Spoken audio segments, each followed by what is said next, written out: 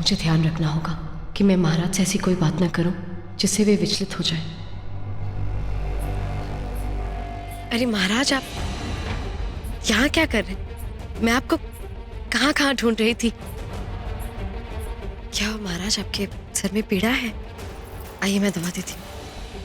महाराज, मैं वो कुछ दिनों से आपका व्यवहार तनिक विचित्र है। मेरा तात्पर्य है कि जैसे आप पहले थे वैसा नहीं है। ना केवल मेरे साथ, अभी तो महल में बाकी लोगों के साथ भी। तो इसीलिए मैंने वैद्य जी को बुला लिया है ताकि वो आपका उपचार करे और आप फिर से पहले बात ही हो जाए। हाँ, बिल्कुल उचित कह रही हो नंदनी कि आजकल मैं बड़ा ही विचित्र व्यवहार कर रहा हूँ। एक क्षण तो मैं अत्यंत क्रोधित हो जाता हूँ और दूसरे क्षण मैं इस विषय में सब कुछ भूल जाता हूँ। उचित अनुचित में मैं अंतर ही नहीं कर पा रहा नंदनी, कि मैं नहीं समझ पा रहा हूँ कि आप मेरी नंदनी हैं या फिर सावित्री हैं। और केवल आप ही हैं जो मेरी इस पीड़ा को समझ पा रही हैं, जिससे मेरी ये दशा सहन नहीं की जा रही। मैं आपसे विनती करूंगा नंदनी, मेरी सहायता कीजिए नंदनी। हाँ महाराज, मैं आपकी पीड़ा का अनुमान लगा सकती हूँ। मैं ये कष्ट और नहीं देख सकती। मैं आपके साथ कुछ भी अनुचित नहीं होने दूंगी महाराज, आप निश्चिंत रहिए। इसीलिए हम वैद्य जी के पास जाएंगे, वो आपका उपचार करेंगी और फिर सब।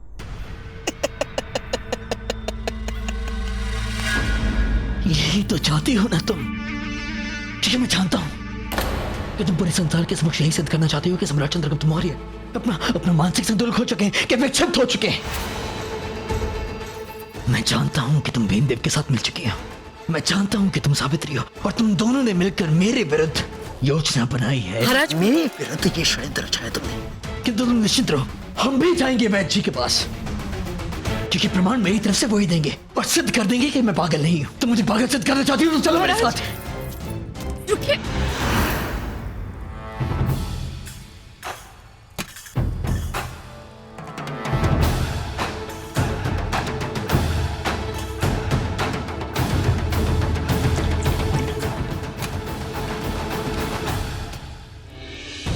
आज भैया इतना मदिरा पान क्यों कर रहे हैं? क्या उन्हें पिताश्री के बदलते बर्ताव के बारे में बता दूं?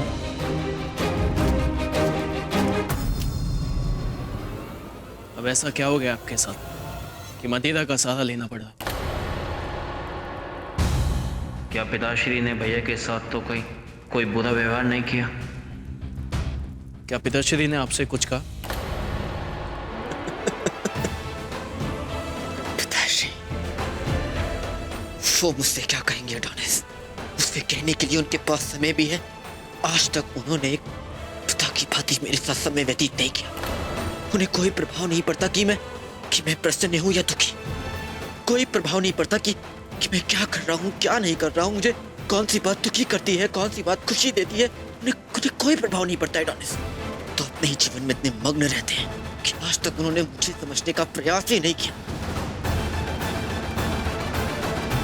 और मैं किसी की दया दृष्टि से युवराज नहीं बनना चाहता। नहीं बनूंगा मैं। क्या कहा? अब युवराज पद के बारे में बात करें, लेकिन वो तो पिताश्री ने आपसे वापस ले लिया था। रहने दो तुम एडोनिस, रहने दो। नहीं, क्या कह रहे थे भैया? कहिए ना। और आप किसकी दया से युवराज पद मिलेगा आपको? और किसकी दया? मेरी पत्नी धर्मा की दया। जब तक वो मुझे क्षमा नहीं करेगी तब तक मुझे मेरा पद वापस नहीं मिलेगा। पिताश्री को लगता है कि मुझे मेरा पद उसकी दया से मिलेगा, उसकी दया से मैं स्वीकार करूंगा। नहीं, मैं उससे क्षमा नहीं मांगूंगा। और वो होती कौन है मेरे भविष्य को निर्धारित करने वाली? कौन होती है वो? अब सभी सीमाएं पार कर दी है पिताश्री। आप पिताश्री को सब कुछ सच क्यों नहीं बता देते? कैसा सच? वही सच कि आपने नहीं, धर्मा की सहेली के साथ अशिष्टा मैंने की थी। आपने तो मेरी रक्षा करने के लिए वो आरोप अपने सर ले लिया था।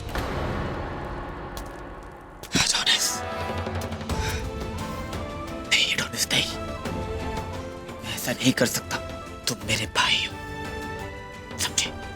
यदि पिताश्री को ये बात पता चल गई तो वो तुम्हें दंडित करेंगे एडोनिस। और ये पद मेरे लिए तुमसे बढ़कर नहीं है एडोनिस। जिसे जो और मुझे किसी की दया दृष्टि की आवश्यकता नहीं है।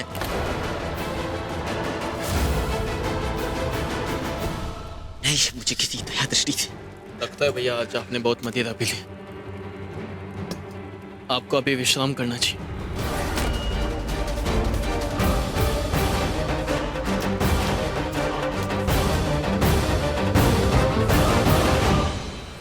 इसका अर्थ है कि राजकुमार बिंदुसार का कोई दोष ही नहीं था।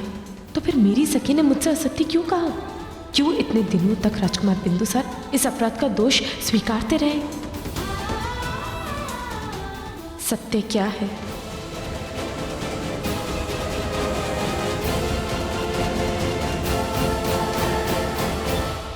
महाराज मेरी बात तो सुनिए। महाराज जी आप क्या कर रहे हैं? महाराज मेरी बात सुनिए।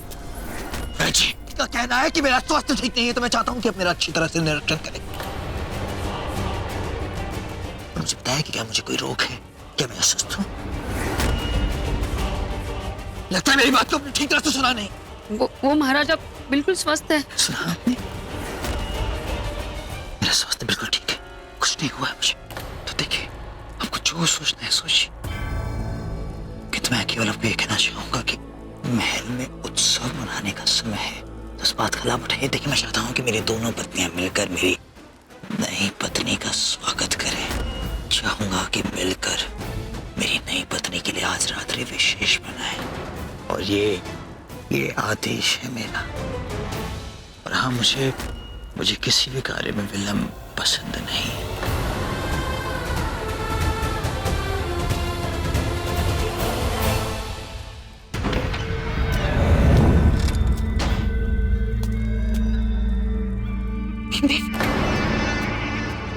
अब तुम जल्दी से सम्राट के शरीर में प्रवेश कर जाओ और सदैव के लिए वहीं रहना, ताकि किसी को तुम्हारी अनुपस्थिति का आभास ना हो। किंतु इस शरीर का क्या होगा? तुम इस बात की चिंता मत करो। हम तुम्हारे शरीर को जीवन के लिए इस कक्ष में बंद कर देंगे और इस कक्ष की चाबी हम तुम्हारे पास रखेंगे, अर्थात सम्राट के पास रखेंगे। और सम्राट के आदेश अनुसार कोई इस कक्ष के द्वार को नहीं खुलेगा। अरे वाह, क्या युक्ति बताइए। अब जल्दी करो, महाराज की दोनों पत्नियों से ढूंढते हुए आ रही। चलो चलो।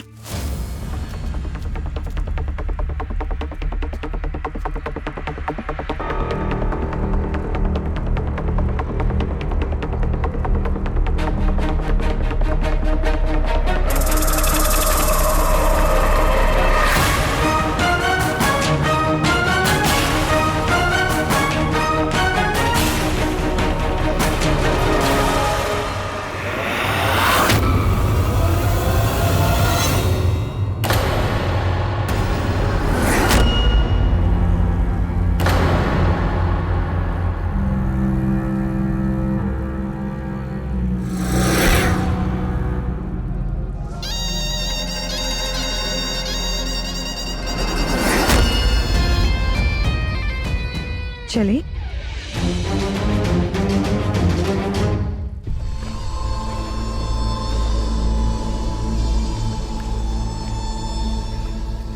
पूरा यकीन है कि महाराज ने हमें ये कार्य करने के लिए कहा है।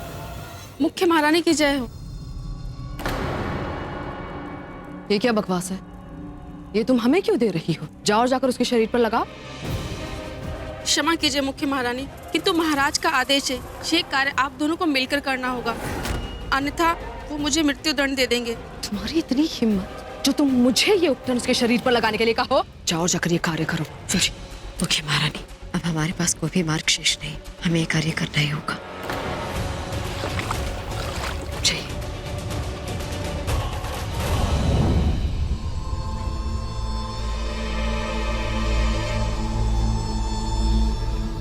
वाह, तुम्हारे हाथ तो बहुत ही मुलायम है। लगता है इन हाथों ने कभी कोई कार्य ही नहीं किए हो। थोड़ा और जोर लगाओ, ऐसे हमें आनंद नहीं आ रहा है। यदि ये आपका हाथ ना हो कि बल्कि आपका गला होता ना, तो मैं जरूर बहुत जोर से दबाती।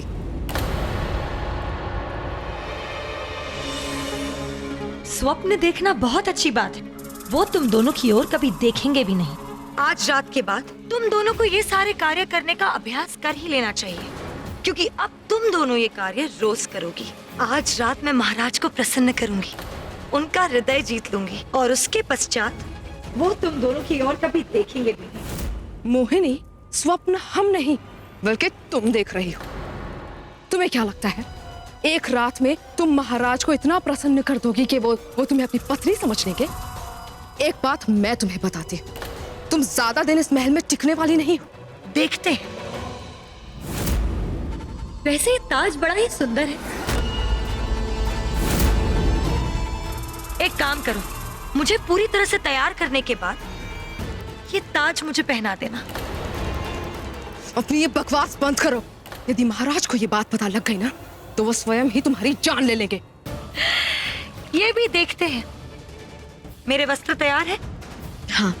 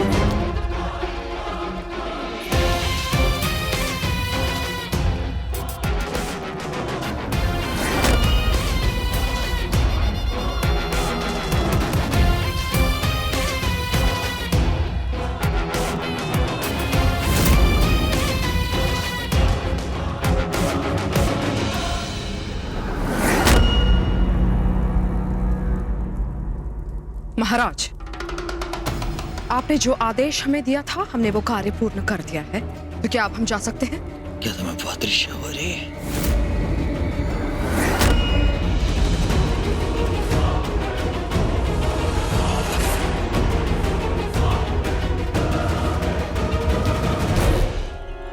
बड़ी देर ईर्ष्या हो भी रही है तो मुझे कोई अंतर नहीं पड़ता है, क्योंकि मुझे भी जिस बात का अंतर पड़ता है वो है मोहिनी। मैंने कभी कल्पना भी नहीं की थी कि तुम्हारा ये रूप देखने को मिलेगा, कि तुम्हारे यौवन में इतना निखार आएगा कि तुम इतनी सुंदर भी लग सकती हो। मैं कब से तुमसे गले लगना चाहता हूँ और प्रतीक्षा नहीं हो कि मुझसे आ जाओ।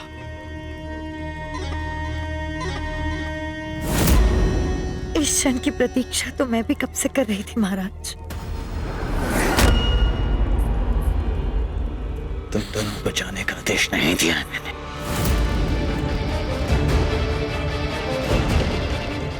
आज रात्रि मेरी मोहिनी के लिए विशेष होनी चाहिए, किसी भी बात की कोई कमी नहीं होनी चाहिए। तो जाओ, जाकर सेज सजाओ हमारी।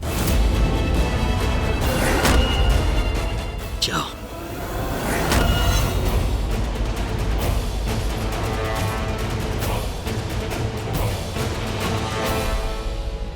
वैसे महाराज, आज आपकी दोनों रानियों ने मुझे तैयार करने में बहुत परिश्रम किया है।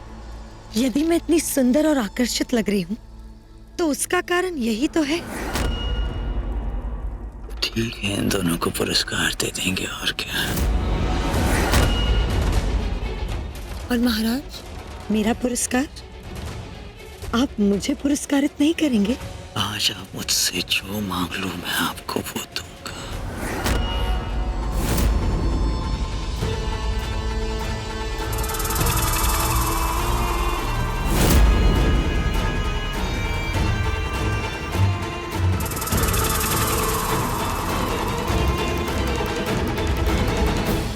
महाराज, ये कितना सुंदर ताज है। मुझे ये ताज चाहिए।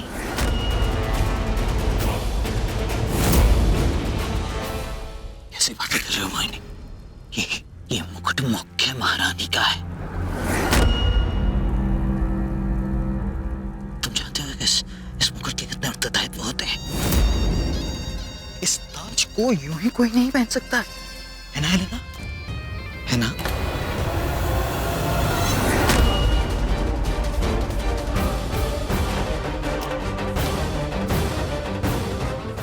यदि तुम्हें ये मुकुट ही चाहिए था तो तुम स्वयं जाकर ले लेती। इस छोटी सी बात के लिए मुझे परेशान करने की आवश्यकता नहीं थी। मुकुट ही तो है।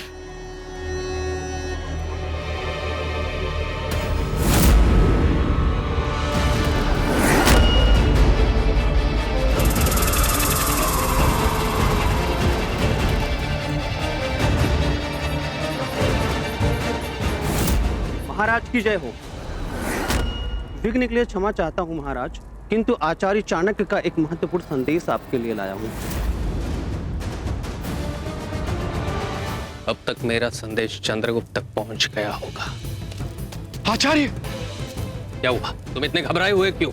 मेरे पास आपके लिए एक विशेष सूचना है। सौनन और अमात्य राक्षस मिलकर एक बहुत बड़ी सेना का गठन कर रहे हैं और वो शीघ्र ही मगध पर आक्रमण कर सकते हैं।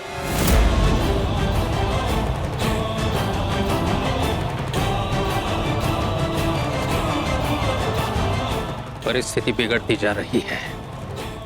सौनंद और अमात्य राक्षस को ढूंढने का ना तो ये उचित समय है और ना ही उसका कोई लाभ। मुझे शीघ्रता से मगध पहुंचकर कोई सुनियोजित नीति बनानी होगी।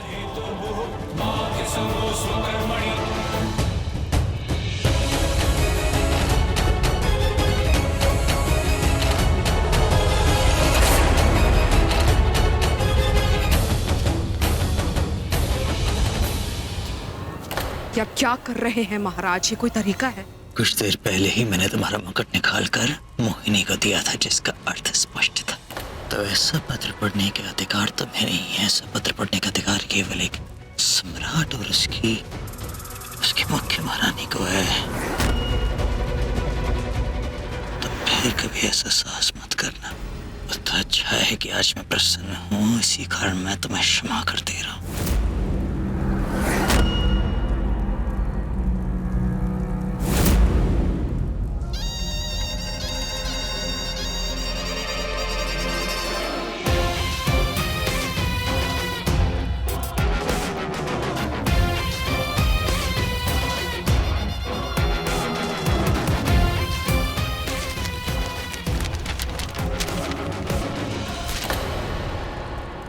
ये आचार्य भी ना कभी भी मेरे जीवन में विघ्न डाल देते हैं।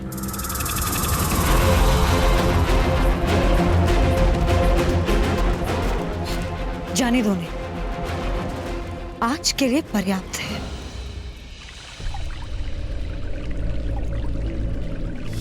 इस संसार में किसी को इस बात पर विश्वास हो ना हो कि आप मेरी नंदिनी हैं या नहीं, कि तो मैं जानता हूँ कि क्योंकि केवल एक आप ही है जो मुझे अच्छी तरह से जानती है।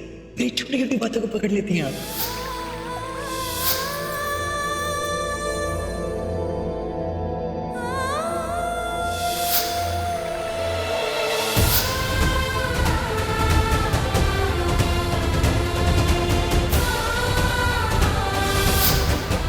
क्यों महाराज, क्यों क्यों कर रहे हैं आप ये मेरे साथ?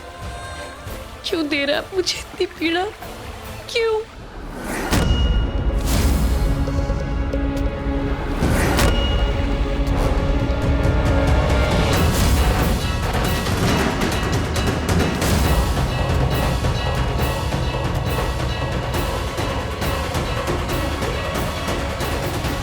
वैजी, आप यहाँ मेरे कक्ष में इतनी रात्रि को?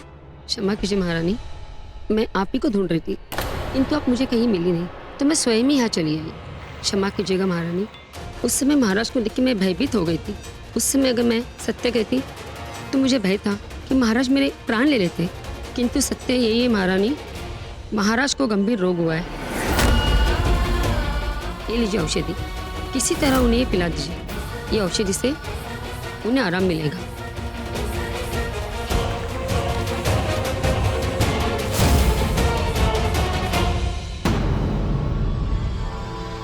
अगर चंद्र को इस मुश्किल से बाहर निकालने का यही एक तरीका है तो मैं तुम्हारे साथ हूँ नंदिनी। मैं चंद्र को इस हालत में अब और नहीं देख सकती, इसलिए हम दोनों को मिलकर चंद्र को इस मुश्किल से बाहर निकालना होगा।